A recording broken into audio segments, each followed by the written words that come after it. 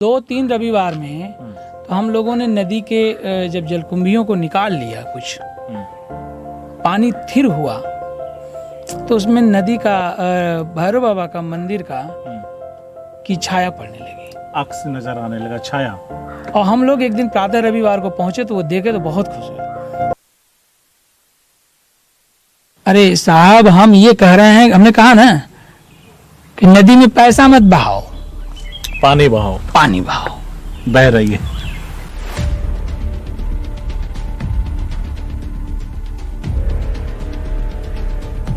लेकिन चिंता नहीं है किसी को, कहां कहां नदी में रोक करके मछली मारी जा रही है, कहां फाटक। विभाग खाली बन गए हैं, काम जो होना चाहिए वो हो नहीं रहा। क्या करेगा विभाग? विभाग क्या करेगा कि नदी की सफाई का पैसा आ रहा है, उसमें कमीशन कितना मिल रहा है हमें? ग्राम प्रधान यानी अपने काम की चीजें, अपने काम की चीजें, उन्हें नदी से, नदी के जीवित रहने से, उस संस्कृति से, उसके किनारे के पौराणिक महत्व के स्थलों से, धार्मिक स्थलों से, या इस प्रकार के किसी भी चीज से उन्हें मतलब नहीं। उन्हें क्या है, वो हम तो लगता है कि खाली वो इंसान हैं जीते जागते, बाकी कोई भावना तो है, हड्डियों का ढांचा चलते है ना, संवेदनाएं नहीं, संवेदनाएं उस प्रकार की नहीं है। अच्छा, और इस स्थिति में जब विभाग थोड़ा सा भी विभाग खड़ा होता तो निश्चित मान लो जनता को आवश्यक, जनता को क्या है, जनता को जगा दो आप, वो तो पहाड़ तोड़ के रास्ता बना लेगी। सही बात। आपने दशरथ माझी की बात की, एक अकेला इंसान अपने पत्नी की के वियोग को आधार बना करके अगर वो उतना बड़ा काम कर सकता है तो हम तो 1.25 अरब लोग हैं।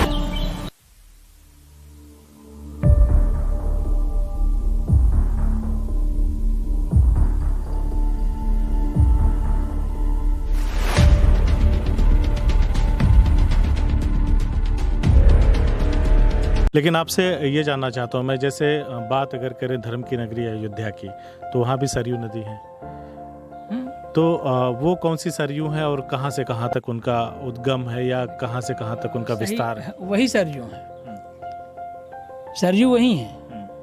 तो फिर ये बीच में कमरिया का मांझा से निकल, कमरिया तक वो आ ही रही हैं।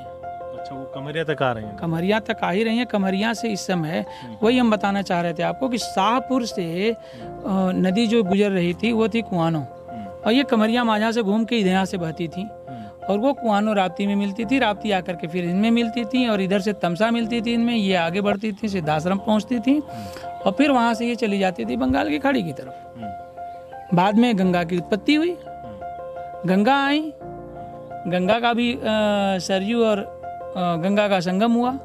एक कथा कि गंगा जी ने सरयू जी से कहा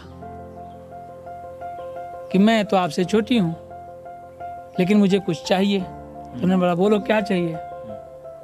उन्होंने कहा कि आगे का नाम मेरा रहेगा। इसका कुछ प्रतीकात्मक लक्षणात्मक अर्थ होगा जो हम अब तक समझ नहीं पाए हैं, लेकिन ये सरयू जी से गंगा जी ने कहा, ऐसी कथा है, ऐसी कथा है, और सरयू जी ने मान लिया,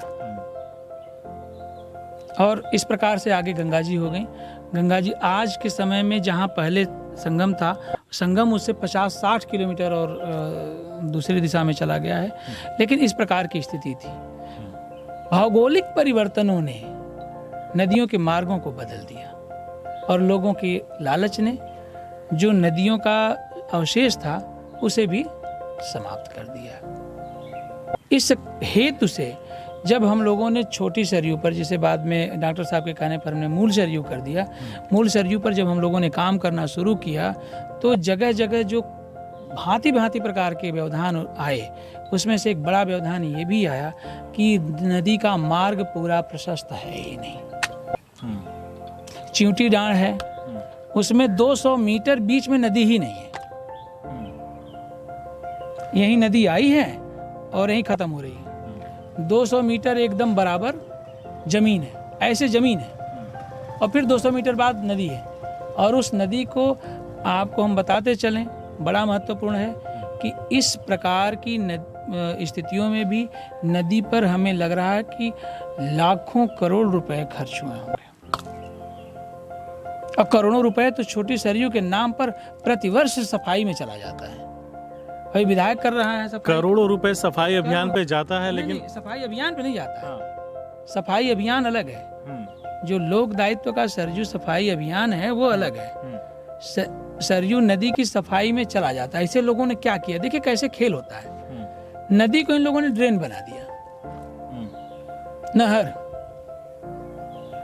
अब हर ग्राम प्रधान अपने ग्राम सभा के बीच में आने वाली नदी का किनारा छीन लेता है,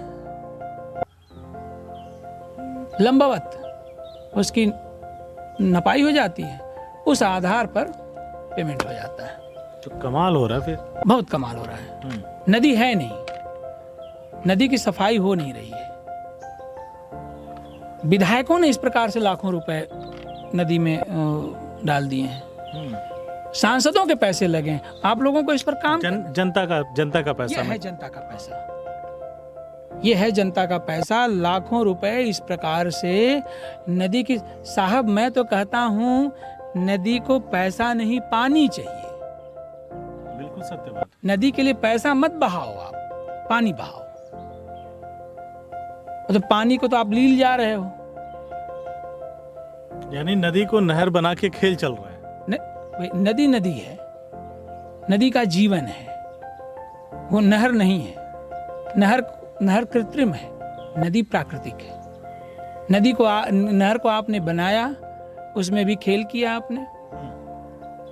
नहर की प्रतिवर्षशील सफाई कर रहे हैं आप, उसकी मरम्मत करते हैं आप। नदी के साथ ऐसा आपके लिए नहीं सुलभ है, इसलिए आप नदी को भी नहर बनाने पर तुले हुए हो। नदी की सफाई कर रहे हो, दोनों तरफ उठा के मिट्टी रख दोगे, नदी करवट नहीं ले सकेगी, अपने लोगों के दरवाजे तक नहीं जा सकेगी, मिलजुल नहीं सकेगी, जिएगी कैसे वो? सही बात। फिर धीरे धीरे उसमें वही किनारे लगी हुई मिट्टी नदी के गर्भ में आ जाएगी। फिर आप उस नदी को साफ कराओगे, फिर वही मिट्टी उठा करके ऊपर गांजोगे आप। इस प्रकार से आप क्या करोगे? अभी जो बांध टूटने की, टेकनपुर बांध टूटने की बात आई थी, उसमें हमने इस विषय पर प्रश्न रखा था कि क्या छोटी मूल सरयू नदी का बांध टूटा है या उसका सब्र टूटा है? जो नदी प्रवाहित हो रही थी, बदरहुआ नाला जहां से शुरू होता है, वहीं तो नदी का मार्ग आपने दीवार बनाकर बंद कर दिया साहब,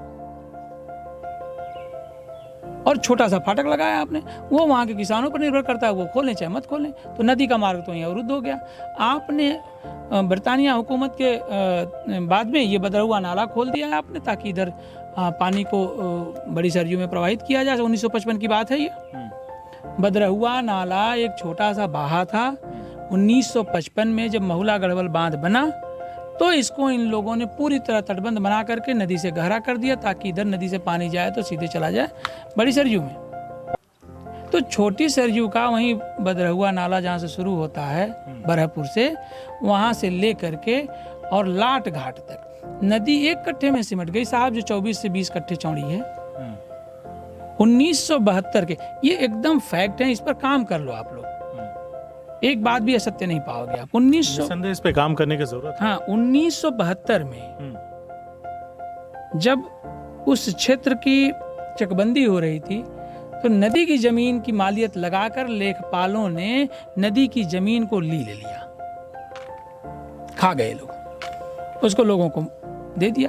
अब नदी के किनारे की जमीन है तो उसकी मालियत थोड़ी कम लगी, तो जिस पौने दामों में आने पर वैसे मान लीजिए कि कहीं 90 पैसे जमीन की कीमत है, यहाँ 10 पैसे है, वहाँ 1 बिस्वा है, तो यहाँ की जमीन आपको 9 बिस्वा मिलेगी।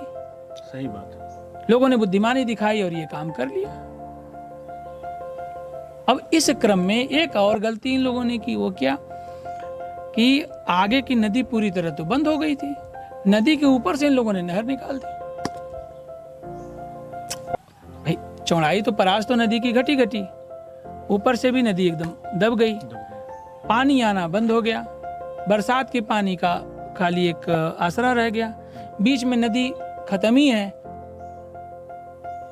200-200 मीटर नदी गायब है साहब, आपने बताया। ठीक है जी। तो अब नदी में सीधे प्रवाह रह नहीं गया, मार्ग रह नहीं गया। आपने कल्याणपुर में फाटक लगा दिया। बदरहुआ नाला का पानी चूंकि नीचे अस्तर होने के नाते तेजी से खींच के उधर जाता था, जब उधर नदी का, बड़ी सरयू का जल स्तर बढ़ जाता तो आप फाटक बंद कर देते हो। पानी इधर ऊंचाई है, उधर गहराई है, जी। पानी जाकर के इकट्ठा होने लगा साहब। आपने दोनों तरफ बांध बनाए, बांध बनाते बनाते इतना ऊंचा कर दिया बांध को, हर बार सिल्ट साफ करते करते, कि सिर्फ वो बांध ही रह गया, नदी रह नहीं गई। 14 सालों तक नदी का गर्भ नहीं भरा, इसलिए आपको लगा कि बस इतना ही है। लेकिन जब 2019 में नदी ने अपना रूप दिखाया, उसको प्रसन्नता हुई होगी। वे कुछ लोग चाह रहे हैं कि हम जीवित रहें। मैं ऐसा नहीं कहता, ये प्रभु की अपनी कृपा है उसमें। पानी बरसा, पूरी बाढ़ आई, लेकिन आपको ये समझ नहीं आई कि नहीं, ये बदला हुआ नाला नदी के प्रवाह के लिए उचित नहीं है। आपको मार्ग प्रशस्त करना चाहिए था, नहीं किया आपने। फिर दूसरे, अब की बार जब तेज बरसात हुई है तो नदी ने ये बताया कि मुझे भी करवट लेने का अधिकार है, मुझे करवट लेने दिया जाए, और टेकनपुर बांध टूटा। पानी कहाँ जाए? सारी टेक्नोलॉजी फेल हो गई, कहाँ जाए पानी? सही। अच्छा, मैं कह रहा हूँ आप तटबंध न बनाओ इस प्रकार से, थोड़ी दूर होके तटबंध बनाओ। एकदम नदी के किनारे पेड़ मत लगाओ, थोड़ी दूर होके लगाओ। नदी को करवट लेने दो, थोड़ा सा उसे मचलने दो, और उसका मार्ग प्रशस्त रखो। साहब, मैं आपको विश्वास दिलाता हूं कि अगर नदी का मार्ग प्रशस्त है, नदी में प्रवाह जारी है, वो कभी किसी की क्षति नहीं कर सकती। उसके किनारे बसने वाले लोग सिर्फ और सिर्फ आबाद रहेंगे, और यही नहीं होने दिया गया छोटे सरयू के साथ। हाँ, एक प्रश्न जो आपने उसके पहले किया था, इस पर यहाँ तक ये बात पहुँच जानी चाहिए, वो ये है कि ये नदी प्रवाहित होगी।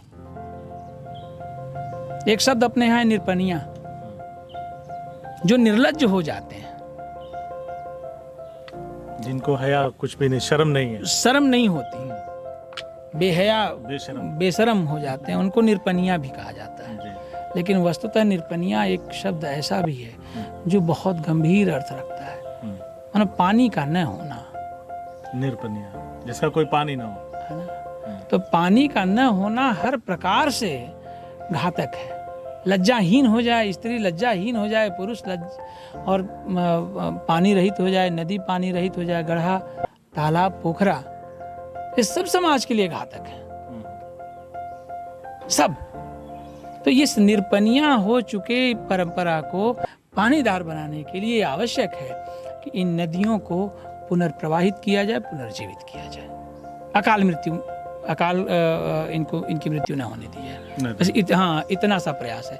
और जो आपने कहा कि भाई रिवर मैन, तो उस चीज पे आऊंगा पवन जी। लेकिन अगला मेरा सवाल ये है कि हम लोग राम मड़ैया में बैठे हैं जी। प्राकृतिक रूप से अगर हम दाहिने तरफ के घरों को ना दिखाएं तो कोई इमेजिन नहीं कर सकता कि हम कहाँ पे बैठे हैं। एकदम अलौकिक जगह है, पीछे एकदम स्वच्छ, निर्मल और कल कल छल छल करते हुए बहती हुई सरयू माता। आप माता कहते हैं नदी को, तो वो है कि जैसे सोहबत का असर होता है आपके साथ बैठ के, तो फिर असर आ रहा है। मेरी भी जुबान से माता निकला, सरयू माता पूरा कल कल करके और छल छल करके बह रही हैं। तो इसको किस तरह से आपने आत्मसात किया, आपने सोचा कि चलो ठीक है मैं इसको करता हूँ? किस तरह से लोगों को मोटिवेट किया आपने? शुरुआती दौर में क्या तकलीफें आई इसको साफ सफाई करने में और यहाँ तक पहुँचाने में? लोगों का सहयोग भी क्या रहा, उसके विषय में भी बताइए। प्रारंभिक समय में हम बताएं, मैंने जब लोगों से चर्चा किया तो लोगों को ये बहुत आश्चर्यजनक लगा। अच्छा, कुछ निरपनिया लोगों को ये हास्यास्पद भी लगा? मजाक बहुत उड़ाया गया ना, वही आउट ऑफ वे जाके कोई काम होगा तो किसी ने खड़ाऊं बाबा कहा, तो किसी ने कहा कि कोई काम नहीं है, इसलिए विचलित नहीं होते थे इन चीजों को सुन के। जो यूपीएससी के लिए जिसने समय दे दिया है अपना, और 4 बार उसने अपना पूरी परीक्षा मेहनत से दे दी है, हुआ हो न हुआ हो, उसके पास लोगों के कहने और सुनने के लिए तनिक भी असर पड़ने वाली चीज नहीं होती। वो सबके साथ है ये, क्योंकि उसे पता है कि हम अपना काम कर रहे हैं, और हमारे ऊपर तंज कसने वाले वो लोग हैं जो हमारे साथ कंधे से कंधा मिलाकर चल नहीं सकते, यानी दृढ़ निश्चयी हो जाते हैं, वो हो जाते हैं। और इसके लिए निश्चित रूप से उस समय को और उन सभी लोगों को मैं सलाम करूंगा जो लोग हमारे साथ, हमारे बाद या हमारे हमसे पहले यूपीएससी की तैयारी के लिए इलाहाबाद की धरती को चुना है जिन्होंने, या बत्रा के आसपास के क्षेत्र को चुना है। तो उसका बहुत असर तो नहीं पड़ा मेरे ऊपर, लेकिन इच्छा शक्ति और बलवती होती गई। अकेले चलते चलते कुछ लोग ऐसे मिले, जैसे मनसाजी भाई साहब, अलंकार जी राम कथावाचक, और उनके साथ कुछ बहुत नौजवान साथी, बहुत नौजवान, आशुतोष, अभिषेक, अभिजीत और राजगुरु, सुरेंद्र जी, सदानंद जी, मानो एक महाराजगंज में बहुत बड़ी टीम तैयार हो गई, टीम मिल गई। और ये मेरा पौरुष नहीं था, ये मेरा पुरुषार्थ नहीं है, ये मुझे लग रहा है कि माता सरयू का ही स्वयं, जैसे कि मेरा अपना मानना है कि प्रभु खुद चयन करता है कि इस काम के लिए ये पात्र ठीक है, तो उसको वही निर्धारित करता है। तो उसने मुझे लगता है कि इसके लिए निर्धारित किया, नहीं ये ठीक है। और सहर्ष कुछ लोग तैयार हो गए, करीब हमें लग रहा है कि 20-25 लोगों की संख्या हो गई। अब चूंकि यात्रा, कुछ चीजें मैं ढूंढ चुका था, कुछ यात्राएं कर चुका था, उद्गम का पता चल चुका था, संगम का पता चल चुका था, और जब मैं आया कि नहीं अब मुझे इस पर काम करना है, तो एकाएक इतने लोग मिल गए, तो ये मेरे लिए बहुत बड़ी बात थी। मुझे याद है कि भैरव बाबा के स्थल पर जब हम लोग पहले दिन ये हुआ कि नहीं यात्रा करनी है हम लोगों ने, तो कुछ लोगों ने बहुत आनंद लिया, नहीं कुछ लोगों ने मार्ग बताया, और हम 5 लोग निकल लिए। धीरज भी थे हमारे साथ। वो एक जुनून है, जैसे धीरज में भी मैंने देखा एकदम कि नहीं भैया हम भी चलेंगे, मेहनती लड़का है और ढेर सारी जिम्मेदारियां हैं। तो जब मुझे पता लगा सप्ताह में एक ही दिन चलना है, तो एकदम सहज तैयार हो गया और हम लोगों ने यात्रा शुरू कर दी। यात्रा संपन्न हुई तो हम लोगों ने सरजू पंचायत, यात्रा कहाँ से कहाँ तक? यात्रा हुई उद्गम से लेकर के इसके संगम तक, जहाँ तमसा और सरजू का संगम हो रहा है मऊ में, भारतवरिया मंदिर के पास, यानी कमरिया मांझा से लेके वहां तक ये यात्रा हुई। और इस यात्रा के क्रम में हम लोगों ने ढेर सारी चीजें देखी, जानी। इसके बाद महाराजगंज में हम लोगों ने पंचायत की, सरजू पंचायत। आपने पंचायत बहुत देखी होगी, ये नदी वाली पंचायत है सरजू पंचायत। ये सरजू पंचायत हुई, उसमें करीब 50 लोग आए। गोरखपुर से भी हमारे एक साथी आए थे, सब लोग उसमें सहर्ष हिस्सा लिए। कुछ लोग ठीक ठाक वस्त्र पहन के भी आए थे, ठंडी का समय था। अब कुछ भाई हम लोग तो संकल्पित थे कि आज ही बस शुरू कर देनी है सफाई। हालांकि हम जान रहे थे ये चीज कि पूरी नदी की सफाई कर पाना इंसान इस तरह नहीं कर सकता जब तक प्रभु का पूरा। लेकिन उस दिन भी ढेर सारे लोगों ने कहा कि नहीं आज बहुत ठंडी है, अगले रविवार की कह जाइए, आज तो हमने पंचायत कह ले नहीं अगले। तो पंचायत में जो तय हुआ था उसमें किनारे आते आते कुछ लोग किनारे लगने शुरू हो गए। लेकिन ये था कि संकल्प है भाई आधा घंटा ही काम होगा, 1 घंटा ही काम होगा, लेकिन हम लोग उतरेंगे। और हमने तुरंत अपना वस्त्र निकाला, खूब कड़कड़ाती हुई ठंडी थी दिसंबर की, खूब ठंडी। और नदी का पानी नदी के पानी की तरह नहीं, नाली का सबसे बजबजाता हुआ जो पानी आपको दिखेगा, गंदा पानी, बदबूदार, वही पानी ठीक भैरव बाबा के सामने था। लेकिन हमने वस्त्र निकाला और माता को फिर उसे हमने ये माना कि यही सरजू जी हैं। हमने प्रणाम किया और पांव नदी में डाल दिया। इसके बाद उन 5 सरजू सेवकों को मैं आज भी प्रणाम करता हूँ। जिसमें अलंकार जी थे। आज हमारे बीच एक साथी हमारे नहीं रहे, उन्होंने बहुत सहयोग किया हम लोगों का और बड़े अच्छे सरजू सेवक रहे। श्री राम जी विश्वकर्मा, संयोग से इस महामारी ने उनको ले लिया, वो भी हमारे साथ नदी में उतर गए।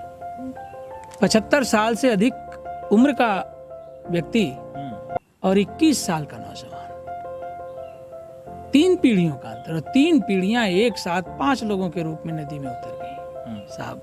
और पहले दिन लगभग 3 घंटे तक लगातार हम लोगों ने श्रम किया और ये इस संकल्प के साथ कि अब की बार, दिसंबर की घटना है, और इस संकल्प के साथ हम लोग उतरे थे कि अब की बार जेठ की पूर्णमासी माता सरयू के अवतरण दिवस तक हम यहाँ का परिदृश्य बदल देंगे। यानी जब माता सरयू का अस्तित्व में आना हुआ था जेठ की पूर्णमासी जी, उस समय तक आप लोगों ने कर लिया था कि चाहे जैसे हम इसको साफ कर लें। यहाँ का परिदृश्य हम बदल देंगे। जिस जगह की बात हो रही है महाराजगंज अंतर्गत उस क्षेत्र में बाबा भैरवनाथ का विश्व प्रसिद्ध मंदिर, दुनिया के कोने कोने से लोग आते हैं दर्शन पूजन करने के लिए। और भारत के जो धार्मिक स्थल हैं, अगर उनकी बात की जाए तो ये उनमें से बहुत ही विशेष महत्व रखता है। और वो महत्व क्या है उसको भी हम आपसे बातचीत करेंगे। और ये उस जगह की दास्तान है, हम आगे इनसे बातचीत में आपको बताएंगे कि क्या दास्तान है। वहाँ पे एक यज्ञ हुआ था, ऐतिहासिक यज्ञ हुआ था वहाँ पे, उसके बारे में भी शायद राजा दक्ष ने किया था। राजा दक्ष ने वहाँ पे यज्ञ किया था, वो क्यों किया था उसके विषय में भी बात करेंगे। लेकिन आप सोचिए, मंदिर के जस्ट सामने सरयू नदी और वहाँ पे नाली का बजबजाता हुआ गंदा पानी, तो किस तरह का माहौल रहा होगा आप सोच लीजिए। हमारे धार्मिक स्थलों के प्रति सरकार कितनी निष्ठावान है और वहाँ आसपास के लोग भी जिम्मेदार हैं इस दुर्दशा के। आसपास के लोग ही जिम्मेदार हैं, सबसे ज्यादा जिम्मेदार आसपास के लोग ही हैं। जी। सरकार हमें ऑक्सीजन नहीं दे सकती, सरकार हमें पानी नहीं पिला सकती, हम आश्रित क्यों होना चाहते हैं किसी पर? नहीं, आपने जो बात कहा था, मैंने सरकार को बीच में इसलिए रखा, आपने कहा कि साफ सफाई के नाम पे जो वो करोड़ों अरबों का खेल होता है तो वो साफ होना चाहिए। हो रहा है जी। तो उसके बाद हम लोगों ने लगातार प्रत्येक सप्ताह पहले दिन 3 घंटे तक लगातार श्रम हुआ। और कड़कड़ाती हुई ठंडी में वो जो जलकुंभी निकाल करके बांस से हाथ से सब बाहर हुआ। इन 3 घंटे बाद हम लोग पसीने पसीने थे, बाहर निकले। दिसंबर की कड़कड़ाती हुई ठंड, वो प्रमाण है, लोग वहाँ जो 5 लोग नदी में थे और करीब 125 लोग किनारे खड़े होकर के देख रहे थे, विजुअल्स हैं उसके। लेकिन जब 3 घंटे बाद हम लोग बाहर निकले तो जितना पाँव नदी में था उसमें पर्याप्त खुजली हो रही थी, धुलने के बाद भी वो साफ नहीं हो रहा था, इस प्रकार का पानी था। लेकिन अगले सप्ताह के लिए हम लोग संकल्पित होकर के कि नहीं, और संख्या स्वयंसेवकों की बढ़नी चाहिए और हम और लोग आएंगे, इसके साथ हम लोग वहाँ से विदा हुए। और ये तय हुआ कि भाई अगली बार आ रहे हैं तो कौन थोड़ा सा जलपान की व्यवस्था कर देगा। और लोहे का पंजा बनवाया गया, लोहे का पंजा, हाँ, खींचा जाए उसको। और श्री राम जी विश्वकर्मा ने उसमें बहुत सहयोग किया, लोहे का उनका कारोबार था। और जो घास निकालने वाला हेंगा होता है वो भी ले आया गया अगले रविवार को। ट्रैक्टर कुछ लोग सहयोग में भेज देते, यानी जैसे जैसे काम आगे बढ़ता गया जरूरतों के हिसाब से चीजों का, उपकरणों का आना शुरू हुआ। लोगों ने ट्रैक्टर भेजे, वहाँ ग्राम प्रधान ने भी पर्याप्त सहयोग किया।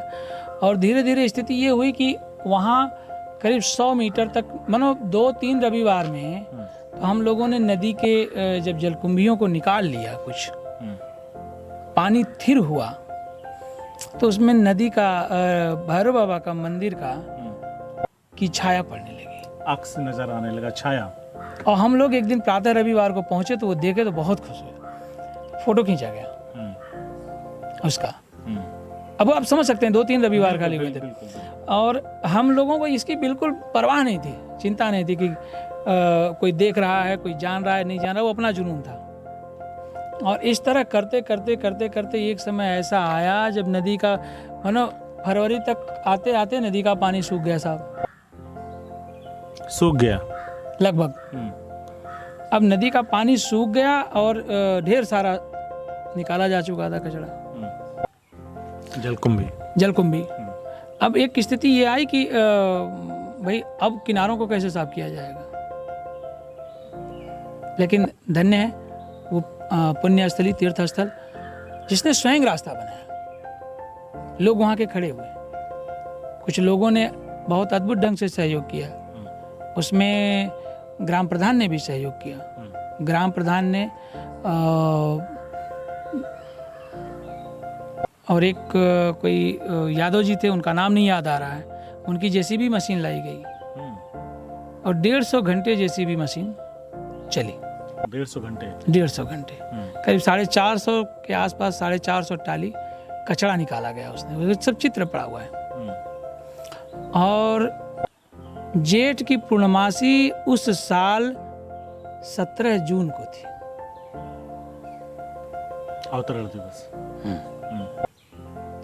और उसके एक सप्ताह पहले तक नदी के दोनों तटों को नदी की तरह, नदी होनी चाहिए, फिर उसी तरह से पूरा एक जैसे नई, जैसे लगा कि नदी बनाई जा रही है।